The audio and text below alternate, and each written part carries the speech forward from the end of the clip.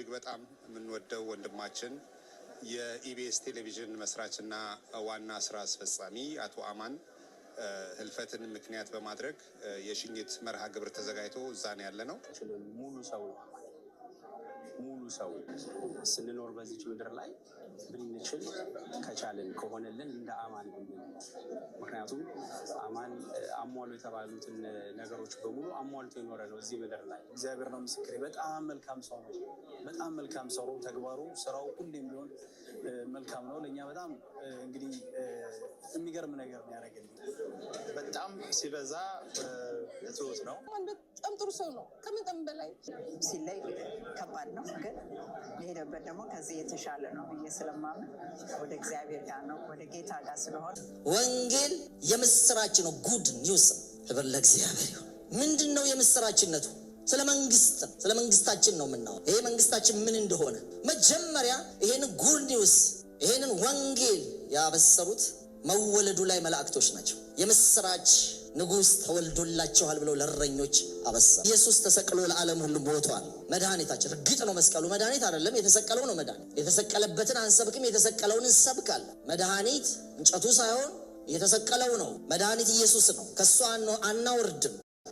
ሌላም ሴትም ወንድም አንከትበትም። መድኃኒት የተሰቀለው ብቻ። ሚስማሩ አይደለም፣ የተያዘበት ገመድ አይደለም፣ ቀኑ አይደለም፣ አርብም አይደለም። መድኃኒት አርብ ዕለት የተሰቀለው ነው መድኃኒት። ኢየሱስ ጌታ ነው። እዚህ ላይ ምንም አንጨምርም። የሰማይ መላእክት እንኳን ቢሆኑ የተረገመውን ብሎ ጳውሎስ ድፍረት የተሞላበት ንግግር ገላትያ ምዕራፍ 1 ላይ የተናገረው ስለዚህ ነገር መሞት ስላለበት አይጨመርም። ላው ላይ ጾም አይጨመርበትም፣ ስግደት አይጨመርበትም፣ ለድሃ መስጠት አይጨመርበትም። ወንጌል ብቻ ነው የሚያድነው። ክርስቶስ ተወልዷል። እሱ በመስቀል ላይ ተሰቅሎ ሞቷል። በሶስተኛው ቀን ተነስቷል። ይሄ ነው ወንጌል። ወንጌል ይሄ ነው። ጴጥሮስ የሰበከው፣ ጳውሎስ ራሱን የሰጠለት ነገር ይሄ ነው። ኢየሱስ ክርስቶስ ከሞት ተነስተዋል። ሞቱ ወንጌል ነው። መላእክቶች ስለመወለዱ የምስራች ብለው ለእረኞች ሰበኩ ይላል። የምስራች ስለሞቱም አንደኛ ቆሮንቶስ ምዕራፍ 11 ላይ ሲናገር ምን ይላል ጳውሎስ? እኔ የተቀበልኩት አሳልፌ የሰጠኋቸው የጌታ እራትን ማለት ነው። ብዙ ጊዜ እንጠቅሰዋለን። ይሄን ስጋ በበላችሁ ጊዜ፣ ይሄንን ደም በጠጣችሁ ጊዜ ይልና ምኑን ትናገራላችሁ ይላል። ሞቱን የምንናገረው ነው፣ ምንደብቀው አይደለም። መንገር አለብን። ኢየሱስ ክርስቶስ ለሰዎች ሁሉ ሞተዋል። እዚህ መወለዱ ምስራች እንደነበረ ሞቱ ምስራች ነው። መነሳቱማ የበለጠ ምስራች። መስክሩ ነው ያለው። ትንሳኤው፣ መነሳቴ፣ እጁን እግሩን አሳያቸው፣ ጎኑን አሳያቸው። ይሄው ራሴ ነኝ ሞቼ የነበርኩት። ለዮሐንስ በመጨረሻ ሰዓት ራእይ ምዕራፍ 1 ላይ ሲናገር ምንድን ነው ያለው? በቃ ማን ነው የሚል በጣም ደንቆት ነበር። ምክንያቱም እግሮቹን እንደ ጋለና ሲላል፣ ጸጉሩ እንደ ነጭ በረዶ ነበር፣ ከዓይኖቹ ነበልባል፣ አፉ እንደ ሁለት ወገን እንደተሳለ ስለታም ሰይፍ ነበር፣ ድምፁ ሳይቀር እንደ ነጎድጓድ እንደ ብዙዎች ነበር ይላል። ውሃ በጣም ብዙ ሲሆን፣ ጎርፍ ሲሆን እንደዛ ነበር ድምፁ።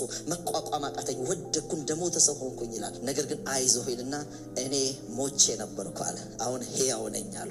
የሞተው የተነሳውን ነው የምንሰብከው። አያችሁ፣ ወንጌል መጽሐፍ አይደለም። ራሱ ነው። ኢየሱስ ነው። ወንጌል ራሱ ነው። ከዛ እናወርደው፣ ከዛ ዝቅ የሆነ ነገር ማንጨምርበት። ስለማይሰሙ ሲባል የሆነ ነገር አንጨምርበትም። ወንጌል ኢየሱስ ነው። የድሮ ነው እኮ ይሄ ከሰማሁት ቆይ። አዎ ይሄን ነው ደግመን መስማት ያለብን። ወንጌል ኢየሱስ ነው።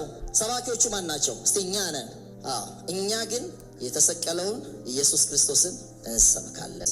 ኢየሱስ የበግነቱ፣ የመድማቱ፣ የትህትናው በቃ ሲተፋ በሸላቾች ፊት ዝም እንደሚል በግ ዝም ሲል አፉን ሳይከፍት ሲቀር መልስ ሲያጣ ነው ኢየሱስ ማለት ትህትና። አንበሳውስ ክርስቶስ፣ እኔ ክርስቶስ ነኝ። ለዮሐንስ የተገለጠው እንደ ጋለና እግሩ የሆነው እንደ ነጭ እንደ በረዶ ጸጉሩ የሆነው ከዓይኖቹ በቃ እንደ ነበልባል የሆኑት አፉ እንደ ብዙዎች ድምፅ ያልኳችሁ ገብቷችኋል? የሚያስፈራው በፊት ለፊቱ ያለውን ብርሃን ማየት የማይችለው እንደ ሞተ ሰው ነው የወደቀለት። ግን ያ ክርስቶስ አንበሳው የመጣው ታርዶ ነው። የታረደው በግ ነው አንበሳ የሆነው፣ የይሁዳ አንበሳ የሆነው። መጀመሪያ ታርዶ ነው። መጀመሪያ መጣው በግ ሆኖ ነው፣ ትሑት ሆኖ ነው፣ ተሰቅሎ ነው። ያ የተሰቀለውን አንበሳ የሆነው በነበረኝ ክብር አክብረኝ ብሎ በክብር የተቀመጠው አሁን ሲመጣ በግ ሆኖ አይመጣም። ይሁዳ አንበሳ በክብር ይመጣል። ክርስቶስ ይገለጣል፣ በብርሃን ይመጣል። ዛሬ በዚህ ቃል ውስጥ እንድትገስጸን እንድታስተካክለን በጣም እየሮጥን ካለንበት ይህን ጉዳይ ማሰብ አልፈልግም ከምንልበት ካመጽንበት ነገር እንድትመልሰን ጌታ ሆይ፣ እንደዚህ ደግሞ ተስተካክለን በክርስቶስ በልጅህ ካንተ የሆነ ሁሉ ተጨርሷል። አንድ ልጅ ነበረ፣ አንድ ልጅን ለእኛ ሰጠ።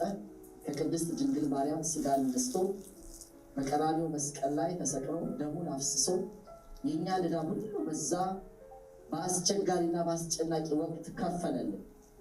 ደግሞ ሞቶ አልቀረም፣ በሶስተኛው ቀን ተነሳ። ስለዚህ ማንም ይህንን ጌታ ቢያምን ተስፋ አለ።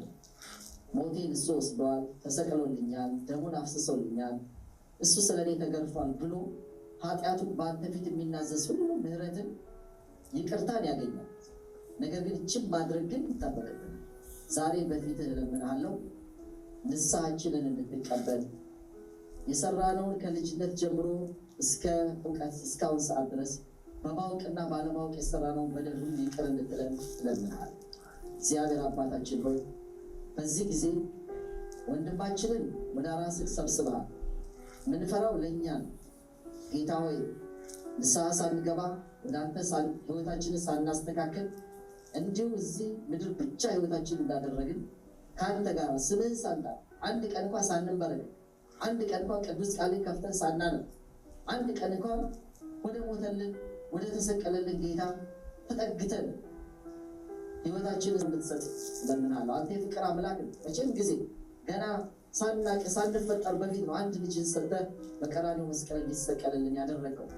ዛሬ የበለጠ ብንጠጋ ስምህን ብንጠራ እባክህ ይቅር በለኝ ብንል ምህረት አድራጊ ነህና ለዚህ ሰው ሁሉ ይልቁንም ላልተጠጉ ሰዎች እንደዚህ ላልመሰላቸው ሰዎች እግዚአብሔር ሆይ ምህረት እንድታረግ ልባቸውን እንድትነካ መንፈሳቸውን እንዲስተካከል ወደ አንተ እንዲጠጉ መወሰን እንዲችሉ ዛሬ ነገ